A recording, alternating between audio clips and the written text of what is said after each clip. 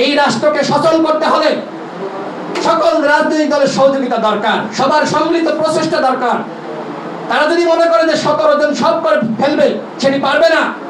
এক একজন 2 থেকে 3টা মন্ত্রণালয়, এটি সম্ভব নয়। যারা বিদেশে যায় দেখবেন যে কি ধরনের হয়রানির শিকার হয়।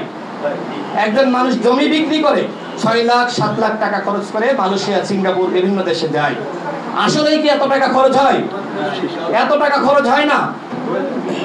আমরা দাবি করছি যে সরকারের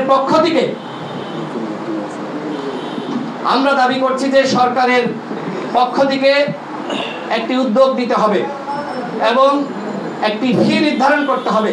সরকারি ব্যবস্থাপনায় যুবকদেরকে বিদেশে পাঠানোর উদ্যোগ নিতে হবে। এই দালালদের দৌরাত্ম্য এটি বন্ধ করতে হবে। দালালরা এক কথা বলে নিয়ে যায়, কাজ দেয় না, 6 মাস বসিয়ে রাখে। বাংলাদেশ থেকে 6 লাখ টাকা নেয়, সেখানে গিয়ে বলে আরো 6 লাখ লাগবে। এই যে তাদের সাধারণ মানুষকে হয়রানি করছে, এই কারণেই কিন্তু আমরা যেভাবে রেমিটেন্স পাওয়ার কথা ছিল সেটি কিন্তু আমাদের হচ্ছে না। আজকে দেখেন অর্থনীতি ধ্বংস হয়ে গেছে।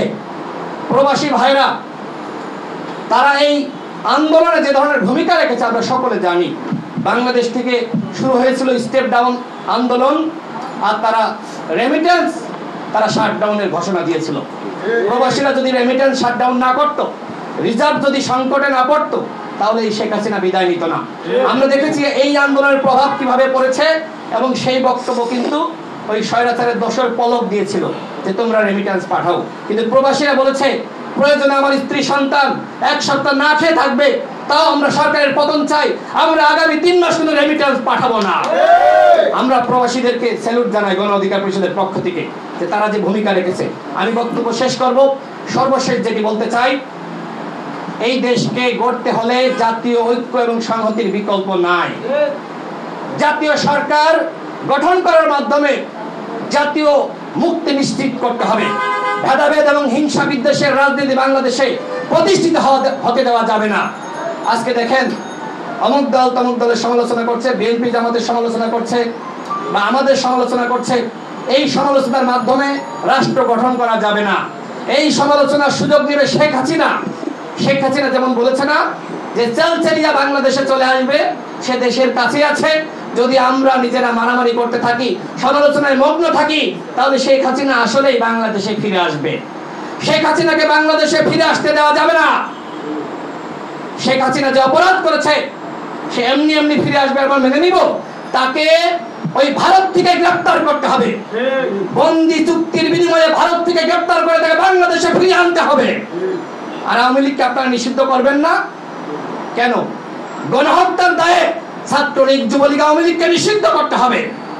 আগামী নির্বাচনে আওয়ামী লীগ অংশ নিতে পারবে না, সেই ব্যবস্থা নিশ্চিত করতে হবে। আওয়ামী লীগ এমন অন্যায় করেছে, গুম করেছে, খুন করেছে, আইনাগর সৃষ্টি করেছে, পুরো রাষ্ট্রতন্ত্রকে ধ্বংস করেছে। এরকম দল বাংলাদেশে রাজনীতি করুক, সেটি দেশের জনগণ চায় না। সুতরাং আওয়ামী লীগকে বাদ দিয়ে নির্বাচনের উদ্যোগ নিতে হবে।